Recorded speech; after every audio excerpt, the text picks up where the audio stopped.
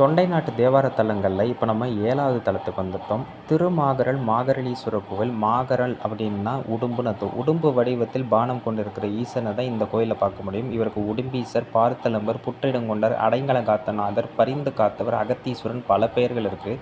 மாமன்னர் ராஜேந்திர சோழனுக்கு இறைவன் தங்க உடும்பா தோன்றி அதனை மாமன் ராஜேந்திர சோழன் துரத்த அது புற்றில் ஓடி ஒளிந்து பின் சிவலிங்கமாக மாறினது தான் இன்றைக்கி நம்ம கோவிலாக வழிபடுறோம்.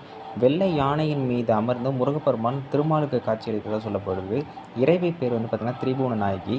இந்திரன் மற்றும் மாகரன் மலையன் 2 அசுரர்கள் வழிபட்டதாகவும் சொல்லப்படுறாங்க. ராஜேந்திர சோழன் காலத்தில் ஒரு இன்ட்ரெஸ்டிங்கான ஒரு சம்பவம் நடந்திருக்கு. அதெல்லாம் சொன்னால் கதை போய்கிட்டே இருக்கும். தேவார பாடல்களில் சம்பந்தர் ஒரே ஒரு பதிகம் பாடியிருக்கிறார். 3ஆம் திருமுறை 72வது இதில் பாடியிருக்கிறார். இது தூங்கானை மாடக்கோவில் அமைப்பில் யானை பின்புறமாக அமர்ந்திருக்க அமைப்பில் இந்த கோவில் இருக்கும். இறைவனை கல்வெட்டுகளில் திரு அகத்தீஸ்வரமுடையார், மாகரல் உடைய நாயனார் இப்படி பல பெயர்களால் அழைக்கப்படுறார்.